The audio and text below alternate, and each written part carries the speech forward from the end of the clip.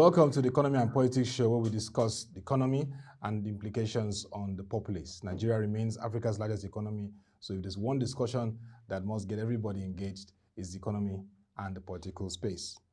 Today, we'll be looking at the rising unemployment, inflation, and of course, what are the policy options to address this tide in Nigeria.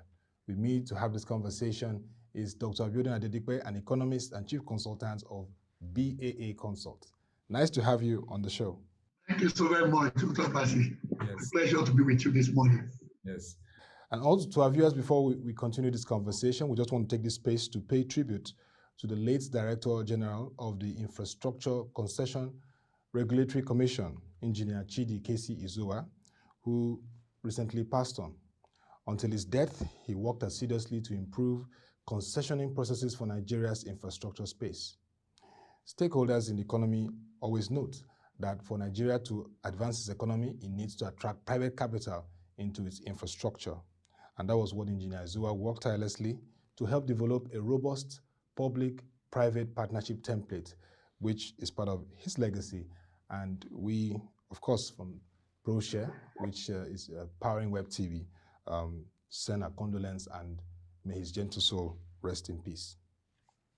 Let's move on to the conversation. And of course, Dr. Adedipe, I know you must have had one or two interactions with the late Engineer Izuwa, and you're a very, very big fan of having a structure that encourages public-private partnership. But we will come to that. The implications of this high unemployment rate, the recent one published by National Bureau of Statistics, the 3.3%, rising inflation, 17.33%, and the recent devaluation that shows that the Naira to dollar is now almost 500 Naira, that's 481 to a dollar. It really has a huge impact on our nation's social stability. What, from your analysis, are you seeing so far? We start by saying that these developments are very, very worrisome. Worrisome from, let me take the perspective of what we economists usually call the misery index, which is a measurement of the extent to which people living within an economic space are miserable. Yeah. And if you look at that misery index, in the last 8 years, consistently, it has been going up. And more recently also, in the last 2 years, you can say it went on a spike.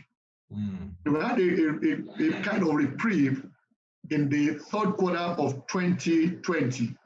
And of course, apparently because the latest data we had there on unemployment was for June 2020. But now we have the data for fourth quarter of 2020. And what that shows is that end of 2020, our misery index was 77.59. And that is really, really worrisome. It's a combination of 4 factors.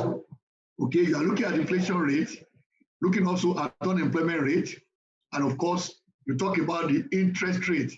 Yeah. Then side by side those three, the GDP growth rate, which means if your economy is not growing fast enough to obviate the effects of these adverse macroeconomic indices, then businesses, households, individuals within that space will become more miserable.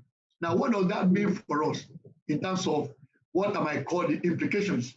I don't want to use the word consequences, okay? Yes. Now, if you look at 2 things, and that is, if you pair that unemployment data, you find that the bulk of those that are unemployed are our youth.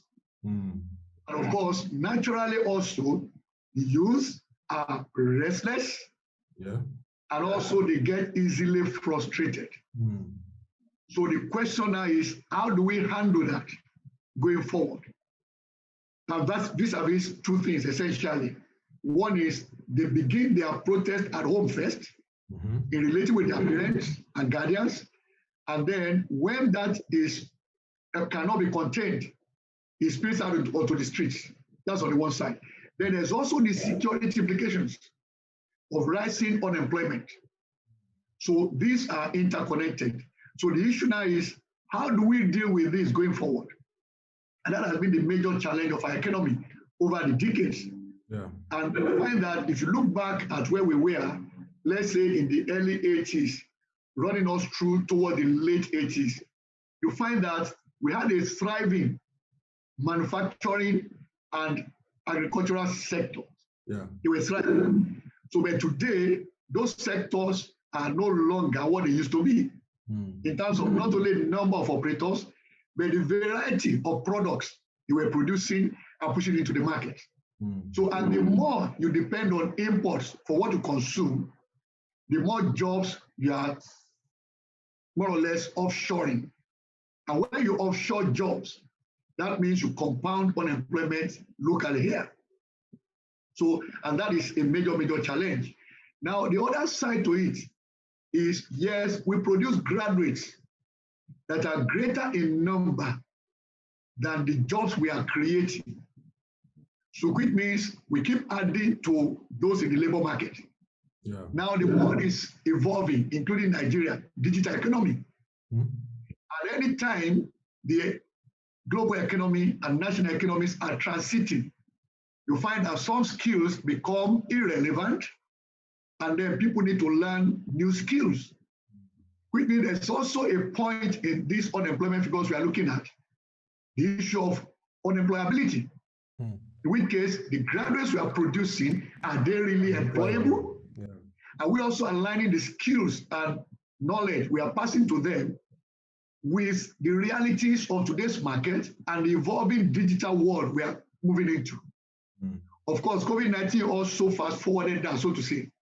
So now, with the digitization of economies and activities, it means the skills our children require to be relevant in the 21st century, if they are lacking, a good number of them, of course, will not be employable.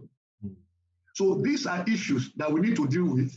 So it goes beyond merely creating jobs, but we look at the jobs we are creating and look at also the skills and knowledge we are giving to these young ones who constitute the bulk of our labor, and of course, talking about those that are unemployed.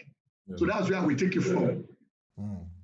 Definitely, and you know, like you rightly said, in the 80s, that means it's a generation that never even witnessed manufacturing in Nigeria, which are like the millennials and the current nexters. So, but apart, you've been a very strong proponent of leveraging ICT, agri sector, and of course manufacturing, which you just started with again. Are there additional sectors that we need to expand to, apart from these three, which, like you said, apart from even creating jobs, can also develop skills to be employable? I will add a fourth sector to that, and that is real estate. And I will give my reason. There are three reasons I will give for that. Number one is that if you look at our economy in terms of sectoral contributions to our GDP, real estate is one of the 6 sectors that have been consistent in generating between 77% and 82% in the aggregate years. Which means if you talk about systemic importance, real estate is important to our economy. Okay, that is on the one hand. Now, the second issue here is that if you look back to, for anyone who researches banking, financial crisis, economic crisis, historically, looking back at the Great Depression of 1928, 29, 1930, up until today, every occasion of crisis of these 3 dimensions, it has been proven by evidence that crisis in real estate causes a dampening twice in your GDP than when there's crisis in banking or in the financial system. So which means a deeper crisis in the real estate sector affects the economy more than financial or banking crisis. So that also points to the fact that that sector is important, not only contributing to GDP, but in also providing jobs that run through the entire, cadre, so to say. That brings me now to the third point, that if we also incentivize activities in that sector, especially given the housing deficit we have in Nigeria, which is over 20 million as we speak, okay? So if you look at that, and we say we want to deliberately do something about that and go for what they call affordable housing. Now, such projects create a lot of jobs that run through from the bottom of the pyramid to the very apex of it. So it creates jobs and therefore creates multiplier effects. And if you look at many other countries, that have evolved in the last 30, 40 years, you find that a good number of them put emphasis on the real estate sector. Yeah. But the way it goes is announce a project, you know, the various stakeholders in that, suppliers of iron ore, cement, sand, and the rest of them, they all get into that particular project. And so you create value and then multiply effects that help the economy to grow. I will add that to the list of three as what we need to pay attention to, especially at a time like this, where we need to grow the economy inclusively and desperately too. Yeah. I mean, I had a conversation with a real estate expert also in the show, and he said even China, that no country can really talk of moving people out of poverty without driving its real estate and housing sector. And if you look at the last GDP growth, we saw that real estate picked up in terms of growth and even the construction industry. So definitely, like you said, if we can harness the value chain, there are lots of opportunities we can get from it. And that's something that policymakers and stakeholders can take seriously. But are you impressed? Because you've been involved in economic planning, and that's one of the big challenges any country can go through. Having consistency in planning and coordination, and having that target and focusing on it and saying that this is our goal, we'll not deviate from it. But are you impressed with the economic policy coordination so far in the country? All angles, fiscal and monetary. You talked the other time about having an anchor, and you used the UAE as an example. It's very evident. Tourism is their driver, and everyone comes there, identifies with the tourism in UAE. Even Malaysia, we talked about the Agric sector, the oil palm. That's been the biggest boost for them. Are the policymakers really taking note of this? If you say 2 or 3, ICT, agribusiness or so, or is it like we just want to focus on much of the sectors and drive the economy and address the current issues short term? Yeah, thank you so very much for that. Now, I observe in recent times that yes, we talk a lot about ICT, agriculture in particular, okay? But in my own view, you know, when you pay out the GDP data, there are 3 major dimensions to it. Okay, you have services, you have the industries, and of course, you have agriculture. Okay, now the way it is, when you look at nations that evolved historically over hundreds of years, now we are talking about the 4th industrial revolution. That's looking at the global economy. Yeah. But the question for us in Nigeria is, have we even got into the 3rd industrial revolution yet? We haven't. So when you look at our GDP, we have a service sector that is quite big, all right, which reflects the pattern we see in most of the advanced and, of course, what you might call the emerging economies that have truly emerged, okay? So they have similar structure in terms of services being dominant.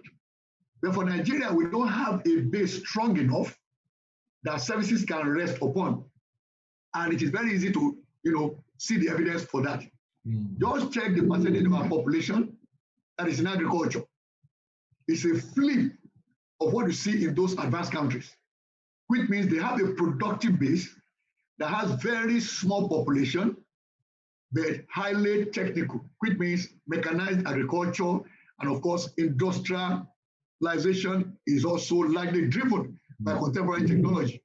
So you don't find that, yes, we talk about Agric, we talk about ICT, but the big question is this: how do you put an incentive forward that will make a private investor bring capital into that space?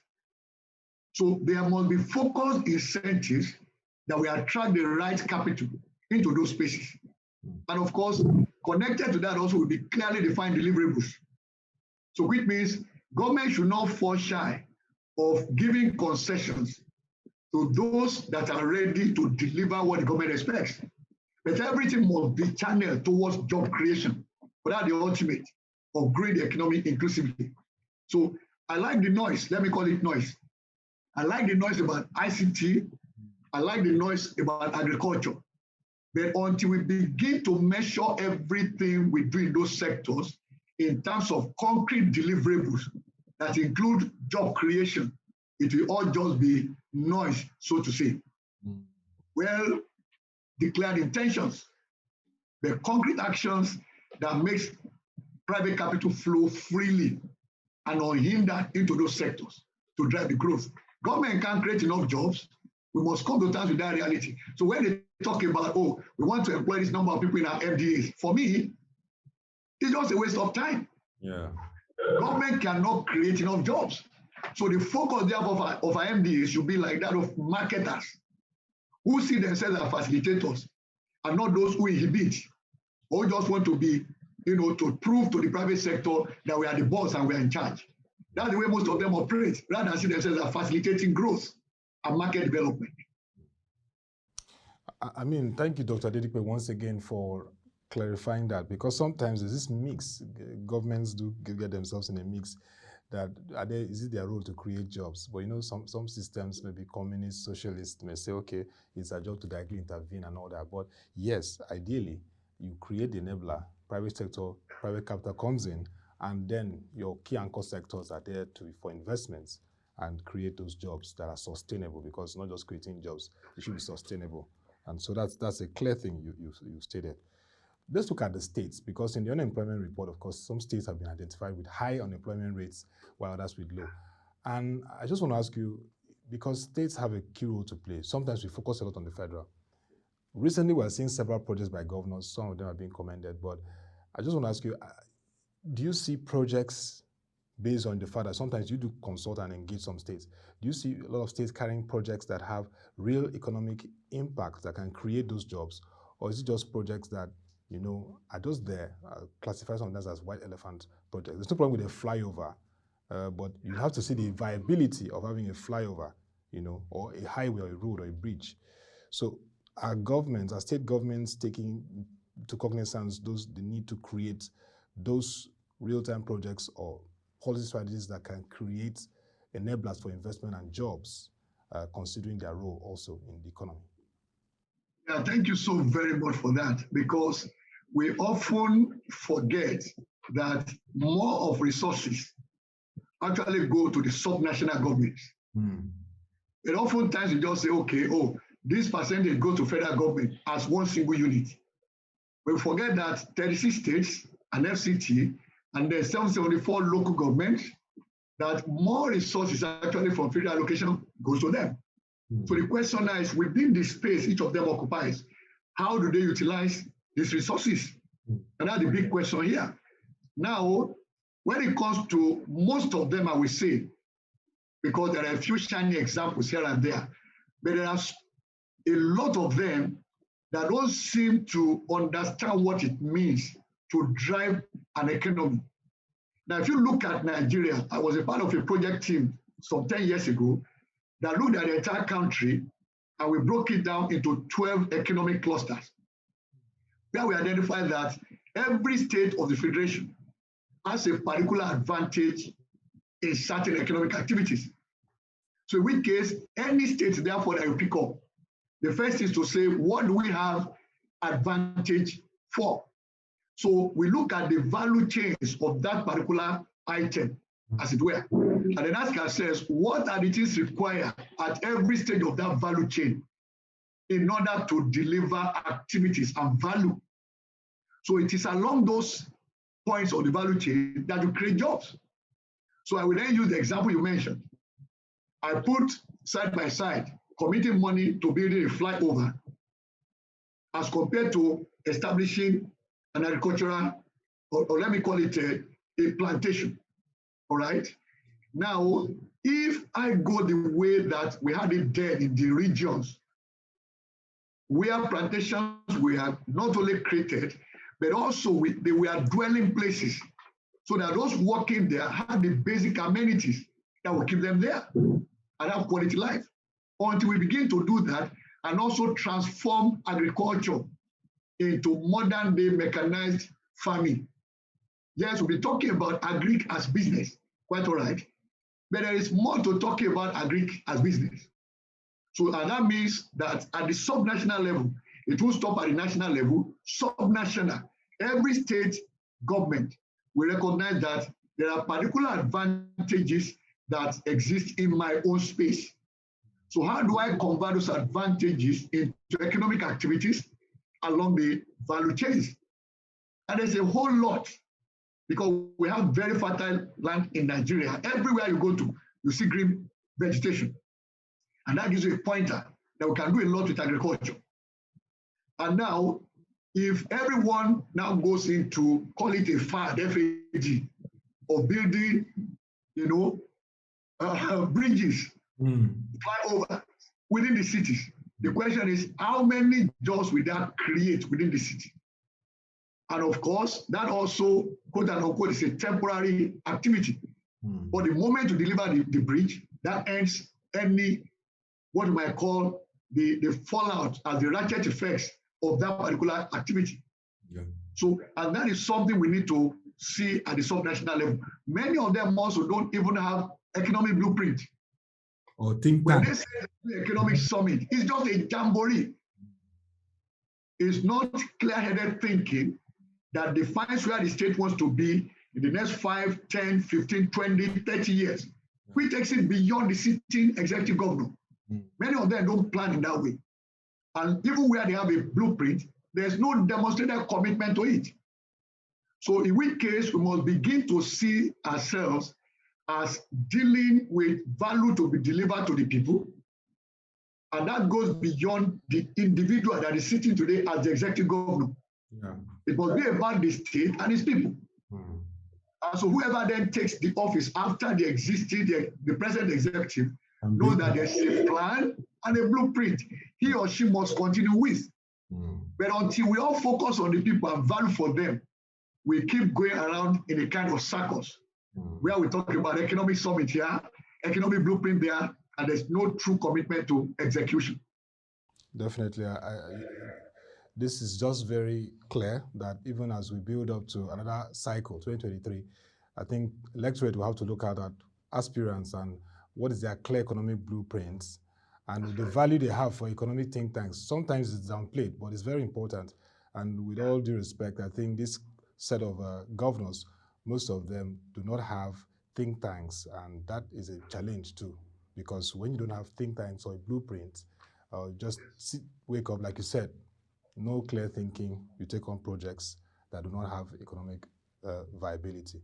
We hope that the next cycle will be a lesson to have such set of leaders that take those seriously. So today is the beginning of the Monetary Policy Committee meeting, Central Bank of Nigeria, and of course, they have a lot in their plate. They have rising inflation, which is something that the CVN, the MPC tries to tackle. We have unemployment surge, and of course, slow economic growth. What do you think, Doctor, would be the outcome by the time they finish up the meeting tomorrow and the CBN governor makes a statement? What do you see as the likely outcome? Do you see a retention of the current monetary policy rate, or reduction, or a surprise increase? All right, thank you so very much for that. If you look at the monetary policy committees of central banks around the world at this very point in time, every one of them is worried. Everybody is concerned about growing the economy in 2021, given the bashing that economists received in 2020. So the concern of everyone is still with growth. But the peculiar challenge to our own MPC in Nigeria is the fact that while we are looking for growth, inflation is also climbing quite rapidly. Yeah. And then unfortunately for us, when you break the inflation figures down into food and core, food inflation is a major driver of our inflation rate, okay? So now, for them, the question is there any room for us to actually correct what we see happening there? And that's the major headache I see that they have. But if you look at the data and history, you find that moving the monetary policy rate has not been an effective tool in combating inflation per se, all right? Because mostly our banks don't respond with changes in the MPR, which ordinarily, conceptually, should be a signal rate. It goes up, banks increase lending rate, taking the message to be that central bank wants credit to be expensive so that there's not much money put into the economy. And when central bank drop the rate, it will be the one credit to be cheaper. so that we can push more money into the real sector and other important sectors of the economy. So what I expect here is a kind of dilemma, okay? Yeah. Because MPC members are worried that inflation rate in Nigeria is inching towards 20%. But at the same time, they have a desperation to see an economy that will grow, in fact, maybe achieve the target of MBS for this year, 3%, which will give us a record of being greater than the population growth rate. So it's not having to choose which one do we lean towards. But I suspect that it may likely move the MPR upwards a little. And my reason is very simple. The mandate of central bank is about inflation, okay, which is managing the value of the domestic currency. So therefore, I expect that they will likely move the MPR upward, but nothing significantly, but just as a signal at the side. And don't forget, as you mentioned at the beginning, the exchange value of the Naira is also a worrisome one. Very worrisome. With Naira devalued and the all alternative segments of the FX market responding accordingly.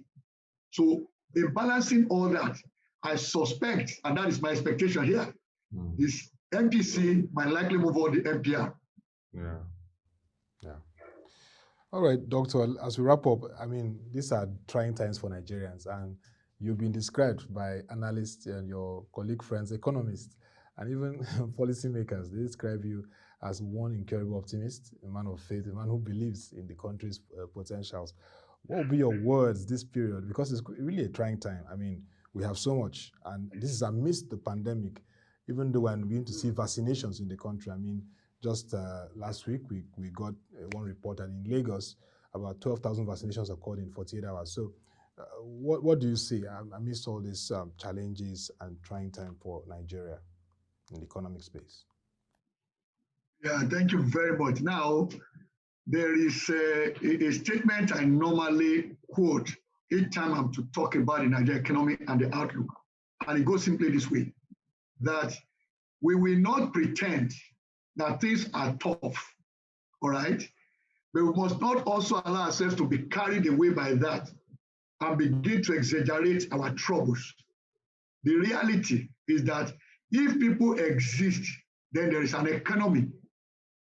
So a lot of things that we regard as macroeconomic indices, movements in them, are a reflection of the sentiment and expectations of economic agents. Which means if you and I decide that we are not that worried and therefore become despondent about tomorrow for Nigeria, then the things we are supposed to spend money on, we go ahead and spend on them. But when we lose hope in what tomorrow holds for the Nigerian economy, the two of us begin to hold back. And once people begin to hold back spending, and it becomes a common thing throughout the entire economy, that is when the economy begins to go into recession. Yes, policies can also drive that, quite all right. But we must, at this point, recognize that expectations must be managed, which means information put out by the government also must give hope, not propaganda. All right? Tell people these are the facts of the situation we are. But these are the things we are doing to address those issues. And if we succeed in addressing them with these tools and instruments, we should see this kind of outcome in the next 6 months, in the next 1 year. So that is the way I think government should manage that. So very, very, very important, management of expectations. And that to do a lot with the information ministry. That place needs to be devoured. All right, so definitely we have challenges even down to security, but you are saying that the government has to come out very clear, honest, and manage its communication with the citizens and give us that clarity of timeline of the reforms that are being carried out and how they hope to take the economy to the path of stability, which is very important. So in a nutshell, sincerity and accountability. Thank you very much, Dr. Biodun Adedipe, for this very interesting conversation. Chief Consultant, BAA Consult, and seasoned economist. It's always a pleasure having you discussing economic issues in the country, and definitely. Thank you so much, and for having me here. Yes, thank you very much. That'll be all for this edition of the Economy and Politics Show. You can join our website, www.proshenji.com. Go to the right hand of the bar, click on Nigeria Economy. You have all the details and analysis and reports on what's happening in the economic space. And for today's conversation, if you really want to join the conversation, ask questions, or have a comment around what we can do to address the current surge in unemployment, inflation, as policy steps, send your views and comments to news@proshareng.com. We'll be glad to respond to them appropriately. Thank you for being part of the show, and don't forget, in this period, stay safe.